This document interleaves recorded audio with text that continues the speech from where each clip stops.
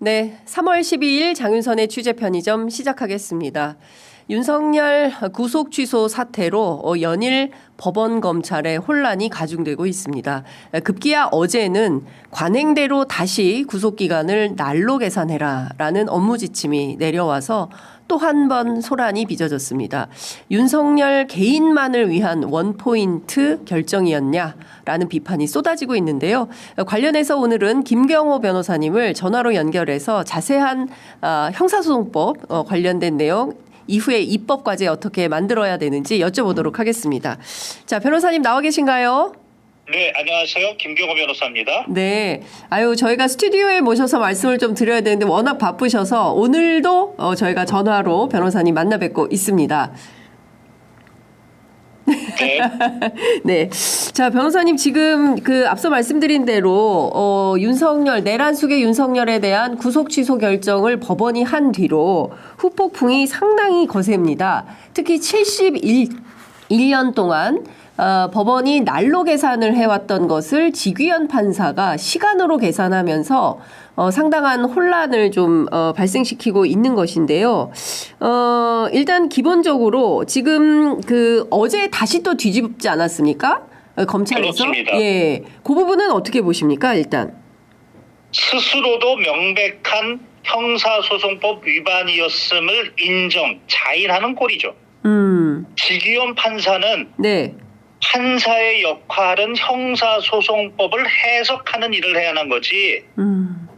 헌법의 정신, 적법 절차와 인권 보장이라는 헌법 정신을 갖다 끌어가지고 입법을 해서는 안 되는 겁니다. 네네. 국회의원이 입법을 해야 되는 거죠. 다시 말해서 형사소송법 201조의 2에 7항의 명문의 규정으로 네. 구속영장 청구서를 접수한 네. 날로부터 네. 반환한 날까지 불명의 데이 네. 날이라고 규정이 되어 있고 네. 그리고 형사소송법 66조 1항에도 기간의 계산에 구속영장 초일은 시간을 계산하지 아니하고 네. 명문으로 시간을 계산하지 아니하고 예. 1일로 산정한다. 즉 데이 날로 계산한다라고 명문의 규정이 있기 때문에 예. 아무리 판사가 헌법 정신이 투철하더라도 그거는 국회의원이 입법을 할 문제이지 네. 지귀현 판사가 형사소송법의 해석론을 뛰어넘는 이러한 입법론을 한 것 자체가 직권남용, 명백한 형사소송법 위반이었다. 예, 명백한 형사소송법 위반이고 직권남용 혐의에 분명히 해당이 된다. 이제 이런 말씀을 좀 주셨어요. 조국혁신당의 박은정 의원 같은 경우에는 처음부터 구속 취소라는 결론을 정해놓고 어거지로 내린 결정으로 보인다라고 주장하고 있는데 변호사님은 이런 주장에 어떤 입장이십니까? 그렇습니다. 판사는 네. 기본적으로 판단의 틀이 있습니다. 첫 번째는 절차적으로 적법하냐 먼저 이걸 판단합니다. 네. 그 다음에 빼먹어서는 안 되는 게 내용상으로도 적법하냐 여기까지 가야 되는 겁니다. 네. 지귀현 판사는 지금 구속기간을 만료해서 그것도 자기가 해석이 하는 입법으로 데이가 날이 아닌 시간으로 구속기간을 초과해서 기소했다. 그래서 절차적 흠결이 있다 하더라도 네. 반드시 그 다음 단계 내용상 구속 사유도 있느냐. 지금 기소가 됐기 때문에 이제는 수사기관의 시간이 아니고 법원의 관할입니다. 법원의 시간입니다. 네네. 따라서 이 구속에 대한 절차적 판단뿐만 아니고 네. 내용상 판단도 해야 되는데 네. 이 내용상 판단을 걷어차버렸다. 무책임하다. 네. 자질이 없다. 네. 이렇게 얘기할 수 있습니다. 자, 일단 많은 국민들께서 이제는 박근혜 때는 헌법 공부하느라 정말 여념이 없었는데 이번에는 또 형사소송법 공부를 적극적으로 하지 않으면 안 되는 단계에 이르렀습니다. 관련해서 조국혁신당의 박은정 의원이 구속기간 산입 방식과 관련해서 도표로 정리해 놓은 게 있는데요. 그걸 좀 제작진이 띄워주시면 좋을 것 같고요. 그동안 검찰 실무 관행에 따르면 윤석열 체포가 15일 오전 10시 33분에 됐기 때문에 구속 만료 시점은 28일 10시 32분에 해당한다. 그런데 지규현 판사의 해석은 그것이 아니라 15일 10시 33분에 체포되었으므로 구속 만기는 26일 09시 07분이다. 뭐 이런 주장을 했습니다. 저 도표를 변호사님도 갖고 계시는데요. 그렇습니다. 요걸 좀 설명을 좀 부탁드릴게요. 그거는 형사소송법의 규정에 따라서 날 네. A로 해석하면 그 도표의 윗부분의 해석, 즉 이 사건 기소가 26일 19시 52분에 이루어졌는데 날을 기준으로 하면 바로 구속기간 만료 전에 기소가 돼서 적법한 기소였죠. 아, 문제가 될 게 없는 구속 기소였다. 그 위에 있는 기준으로 날로 하면. 그러나 지기현 그 부장판사가 독창적으로 해석했던 시간으로 해석을 해버리면 그의 기준에 따르면 26일 09시 07분이 돼버리니까 그게 만료가 돼버리니까 이 사건 기소 그 다음 19시 52분이 위법하다. 이렇게 인위적으로 18시 판단했다. 52분. 그런 그림으로 보입니다. 예. 그러니까 이제 중요한 것은 체포적 부심, 그다음에 구속 전 피의자 신문 이 시간, 체포적 부심의 10시간 32분, 그리고 구속 전 피의자 신문 사흘.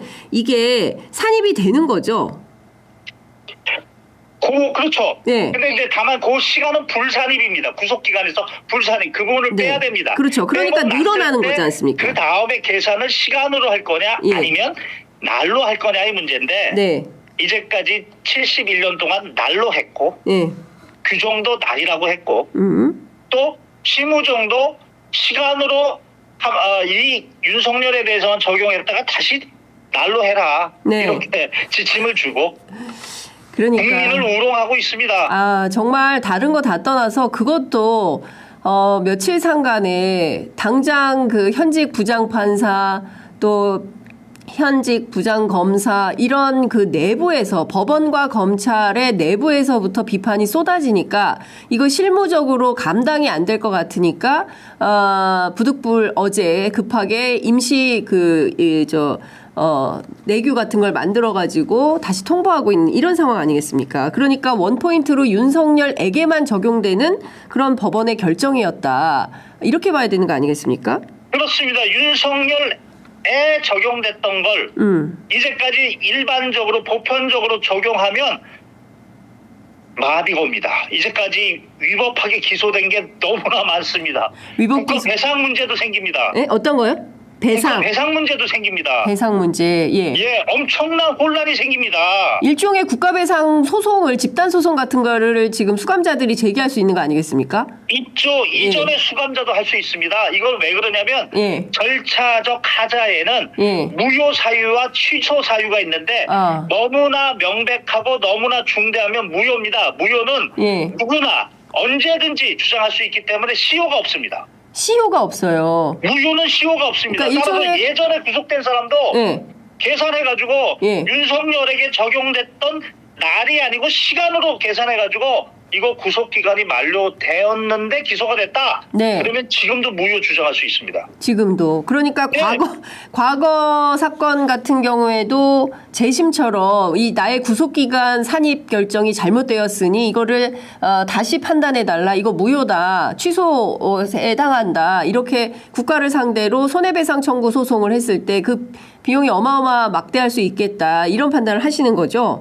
재심이라는 단어는 곡선 빼고 무효라는 건 뭐냐면 무효, 처음부터 효력이 없었다 확인하는 겁니다.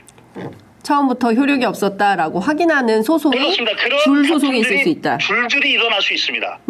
그러니까 지금 급하게 대검찰청에서 날이라고 다시 저렇게 하는 겁니다. 아, 근데 이거 진짜 코미디도 아니고 말이죠.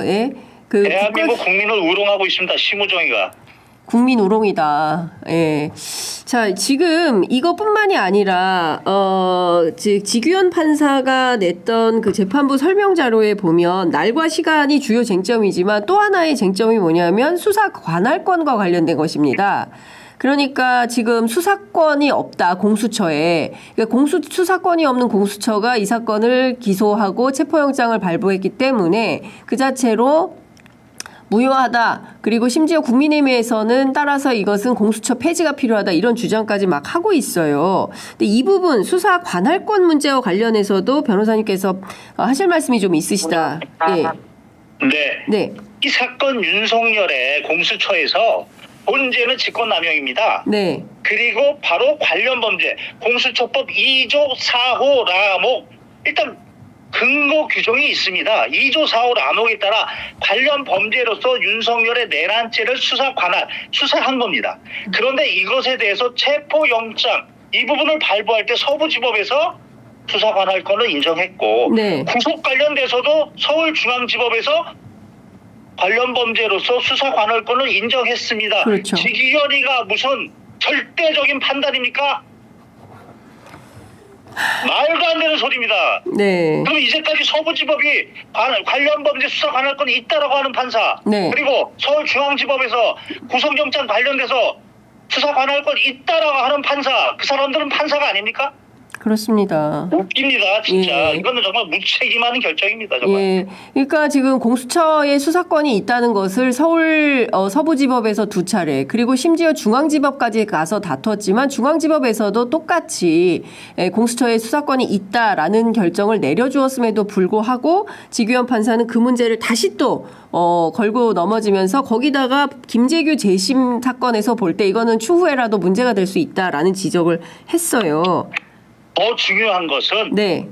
직위원 판사는 자기가 필수적으로 해야 할 것은 안 하고 절차에서 여기저기 찔러만 봤다. 네. 절차적 흠결 부분을 그렇게 자세하게 들여다볼 수 있는 능력과 실력이 있는 판사였다면 네. 반드시 내용, 구속 사유도 즉 죄를 범하였다 볼 만한 의심이 있고 중대하고 여전히 증거인멸의 우려가 있다라고 하는 내용상의 요건까지 반드시 들여다봤어야 되는데 그것은 걷어찼다. 그리고 법원 실무 제요 통사 3편 460쪽에 분명히 나와 있는데 법원에는 재구속 제한이 없다라고 네. 되어 있는데 예. 이 부분을 걷어차놓고 예. 헛소리하고 있다. 예. 그러니까 지금 사실 법원에서 직권구속을 얼마든지 할 수 있는 거잖아요. 지금도. 재구속을. 사례가 있습니다. 예, 예. 사례? 대법원 사례가 있습니다. 네.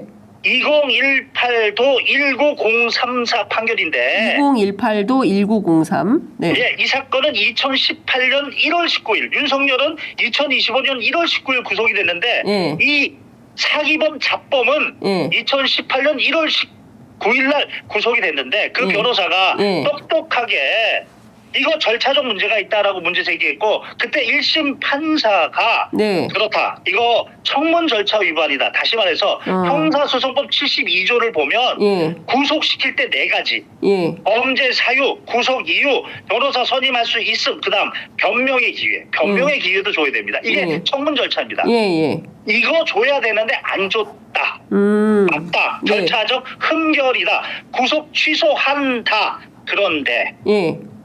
그건 절차적인 거고 예. 구속사유 내용적으로 봤을 때 너는 여전히 증거인멸의 우려가 있다. 따라서 구속 취소하지만 다시 직권으로 구속한다. 법원이. 당연하죠. 법원의 시간에서는 예. 법원은 재구속에 제한이 없습니다. 수사기간은 208조 1항에 따라. 네. 다른 중요한 증거가 발견되지 아니하고는 재차 구속할 수 없다라고 하는 제한이 있지만 네네. 법원 실무제요 형사 3편 460페이지 네. 2022년 편찬 법원은 아무런 제한이 없다. 그러면 지금 이 순간에도 지규현 판사는 윤석열의 증거인멸 우려, 왜냐하면 구속 취소는 구속 집행정지하고 다르기 때문에 뭐 아무런 제한이 없어서 아무하고도 통화하고 면담하고 정치인들과 지금 뭐 일정이 얼마나 되는지 확인조차 불가능한 정도로 있는 것인데 증거인멸의 우려가 여전히 있는 거 아니겠습니까? 증대됐죠. 네. 더 증대됐죠. 지금 지규현 판사는 네. 헌법 1조 민주공화국, 대한민국 민주공화국의 대역죄를 저질렀습니다. 지규현 판사는 대역죄를 저지른 거다. 저질렀습니다, 벌써. 예. 판단해야 될 구속사유 내용을 판단하지 않았습니다. 그래놓고 절차상으로 엉뚱하게 수사관할건 얘기하고 무슨 김재규 재심 얘기하고 엉뚱한 얘기만 하고 있습니다. 네. 자, 일각에서는 그리고 또 윤석열 측 그리고 극우 유튜버들이 많이 하는 얘기가 이 사건 공소 기각 또는 무죄로 풀려날 거다라고 주장을 하고 있습니다. 실제로 그런 위험이 있을 수 있습니까? 제가 그래서 처음부터 네. 이 12.3 내란, 저는 반란이라고 하는데 이 내란 사건은 너무나 증거가 명백하다. 내용도 명백하다. 예. 윤석열의 변호인은 싸울 게 없다. 그러나 하나 싸울 거 있는 게 절차다. 절차. 예. 그 중에 중요한 게 수사관할건 문제다. 수사관할건이 위법하면 그 위법한 것으로 수집된 모든 증거는 위법 수집 증거로 인정을 못 모두, 받죠. 무효가 되고 예. 그걸로 무죄 받을 수 있다라고 얘기했는데 검찰이 그걸 도와주기 시작한 겁니다. 검찰이 예. 윤석열의 내란 수사관할건이 없는 검찰, 김용현의 수사관할건이 내란 수사관할건이 없는 검찰이 덥석 잡고 네. 국회에서 계속 윤석열 내란에 더 문제 삼으니까 우종수 국수본부장이 원래 관할인데 그 사람을 압수수색해서 병진 만들어 놓고 예. 그래놓고 슬쩍 오동훈이한테 던진 겁니다. 그렇죠. 그렇게 해서 그 선배 변호사들한테 수사관할건의 문제를 계속 집중적으로 얘기할 수 있는 빌미를 저는 주었다라고 그때부터 의심하기 시작한 겁니다. 아, 그러니까 따라서 따라서 이에 대한 대응은 특검법을 만들어서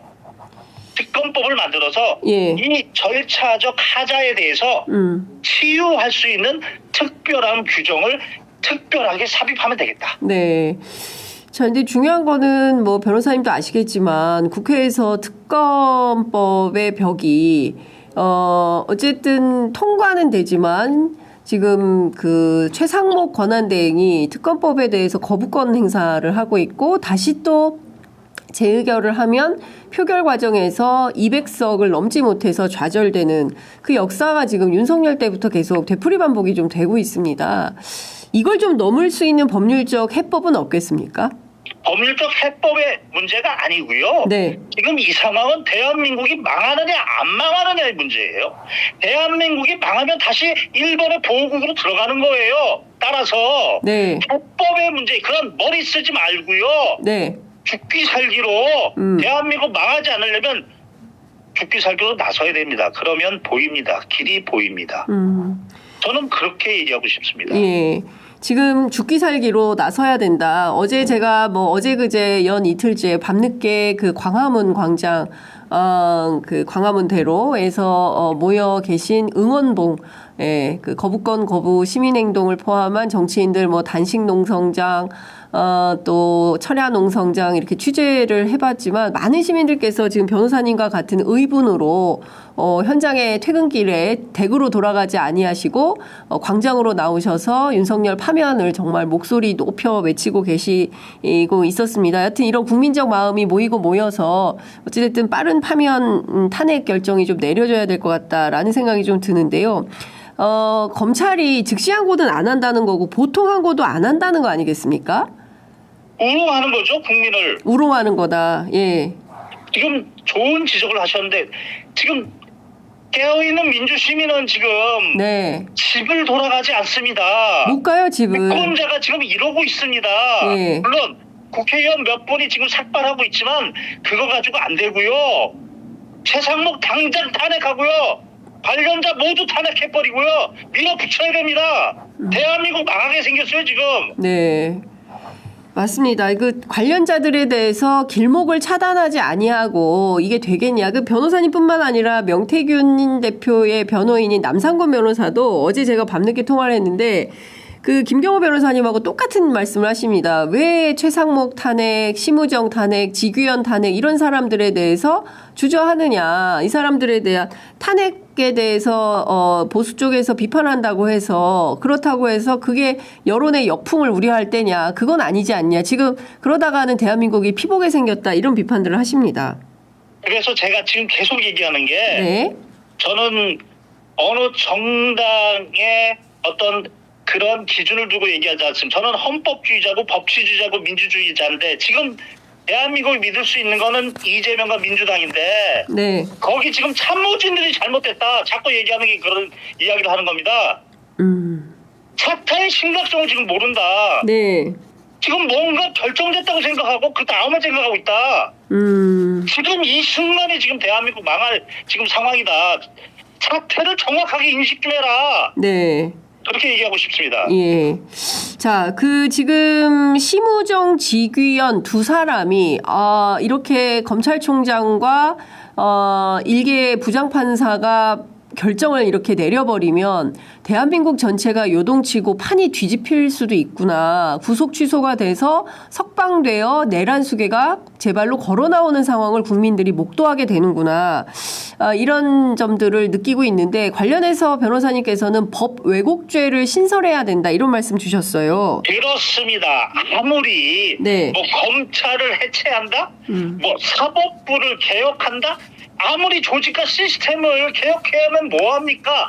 더 근본적으로 기본적으로 중요한 건 검사와 판사에게 권한을 줬으면 그 권한에 맞는 책임을 만들어야죠. 책임을. 네. 이제까지 책임이 없으니까 저렇게 국민을 우롱하는 거 아닙니까? 그래서 검찰 해체, 뭐 사법부 뭐 개혁 이것보다 더 중요한 건 바로 권한에 걸맞는 자칭 법 왜곡죄를 만들어서 제가 한번 조문을 아침에 만들어봤습니다. 네. 검사 또는 판사는 수사, 재판 절차에서 직무를 행함에 있어 법령의 적용, 해석을 고의로 왜곡, 편향하여 감옥, 사람을 체포, 구속, 기소, 처벌 또는 불리한 재판을 하게 하거나 네. 남욱, 민사상, 형사상, 행정상, 징계 등 불리한 처벌을 받게 하거나 감옥 끝으로 네. 의무 없는 일을 하게 하거나 정당한 권리 행사를 방해함으로써 부당한 결과를 발생시킨 때에는 네. 처벌해야 됩니다. 처벌해야 된다. 처벌해야 됩니다. 네. 이게 지금 심각하고 이게 지금 당장 필요한 겁니다. 예. 검찰 해체보다도 사법부 개혁보다도 이 조문이 필요합니다. 네. 이 법 왜곡죄는 지금 있는 어디다 포함을 시켜야 됩니까? 아니면 신설 입법으로 해야 저는 됩니까? 신설 입법으로 해야 되고 이렇게 예. 함으로써 예. 검찰과 사법부를 민주주의의 민주 공동체 안으로 집어넣어야 된다. 그러니까 법 위에 군림하는 것이 아니라 똑같이 사실 검사들도 행정공무원에 불과한 거 아니겠습니까? 그렇죠. 그런데 행정공무원이 아니라 법 위에 군림하면서 사실상 법을 농락하고 법 위에서 본인들의 멋대로 자의적으로 해석을 해서 직권남용을 해도 처벌받거나 징계받거나 탄핵되는 사례가 없었기 때문에 법을 그렇죠. 함부로 쓰고 있다. 이런 비판이 있는 것 같습니다. 이 부분은 검사의 독립성, 판사의 독립성과 별개입니다. 늘 이런 이야기를 하면 독립성 얘기를 하는데 네. 독립성의 문제는 판단을 할 때의 문제고 판단과 결정을 하는 과정에서 독립성을 보장하는 거고 네. 결정의 결과, 판결의 결과가 헌법의 법률에 위반되면 책임져야 되는 문제는 별개다. 네네. 참 변호사님 말씀 들으니까 한편으로는 그 의분에 공감도 되면서 또 다른 한편으로는 대한민국의 민주주의, 사법질서, 사법체계가 이렇게 허약하구나. 한두 사람이 오판을 하면 그냥 허물어지는 체계라면 이거는 대단히 문제가 있고 최대한의 어떤 장치를 통해서 함부로 이런 결정을 하지 못하도록 처벌 규정 같은 게 있어야 될 것 같다라는 생각이 좀 드는데 변호사님 만드신 이 법 왜곡죄에서 법을 왜곡해서 재판하거나 수사했을 경우에 그 관련된 책임은 뭐가 있습니까? 관련된 책임 제가 지금 좀 세 가지를 생각해 봤는데 네. 체포 당시, 네. 구속 당시, 구속 사항, 그다음 예. 기소 사항, 그다음에 그 검사의 결정이나 그리고 판사의 판결 네. 모든 영역 A에서 Z까지 네. 검사의 A에서 Z까지 판사의 A에서 Z까지 과정에서 예. 그 모든 검사의 결정과 판사의 판결이 헌법과 법률에 위반되면 모두 처벌해야 된다. 그러니까요. 그 처벌의 그러니까. 수위가 어느 정도로 가야 된다고 생각하십니까? 저는 아침에 네.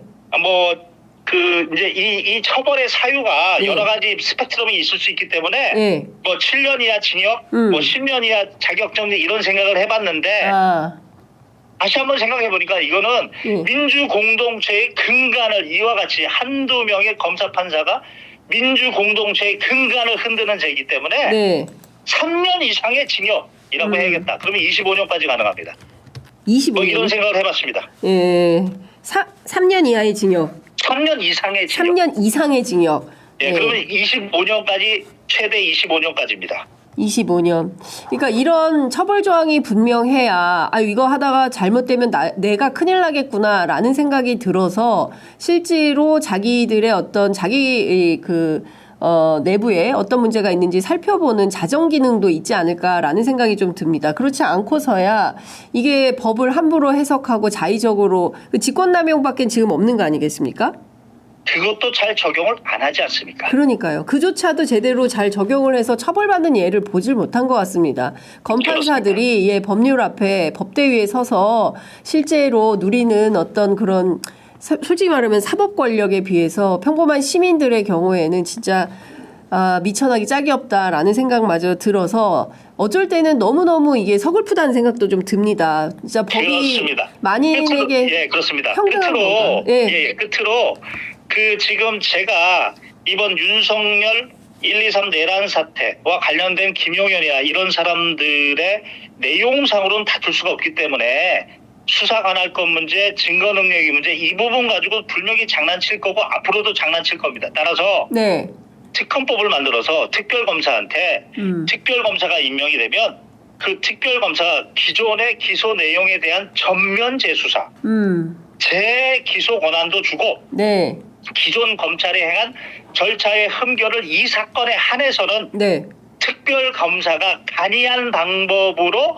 수사 관할거나 기타 흠결 부분을 수완할 수 있다. 이렇게 간단하게 규정을 둬버리면 이 복잡한 문제들 그리고 윤석열이나 김용현의 변호사들이 지금 노리고 있는 이 절차적 흠결 부분을 일거에 해결할 수 있고 이 부분은 헌법 13조 1항 이게 혹시 소급 입법이지 않느냐 이런 문제가 될 수 있는데 이것은 내용이 아니고 절차상 절차 규정의 재정비이기 때문에 소급 입법의 문제에도 해당하지 않는다. 네, 알겠습니다. 어쨌든 지금 김경호 변호사님께서 법률적으로 매일 사설을 쓰십니다. 그래서 기자들에게 이렇게 브리핑 형식으로 쭉 회람도 시켜주시고 하는데요. 관련해서 오늘 새로운 말씀, 특히 법 왜곡죄 신설과 관련해서는 국회 차원에서도 심대한 논의가 좀 필요하지 않나라는 생각이 좀 들었습니다. 변호사님 오늘 말씀은 여기까지 듣도록 하겠습니다. 고맙습니다. 네, 감사합니다. 네, 지금까지 김경호 변호사와 함께했습니다.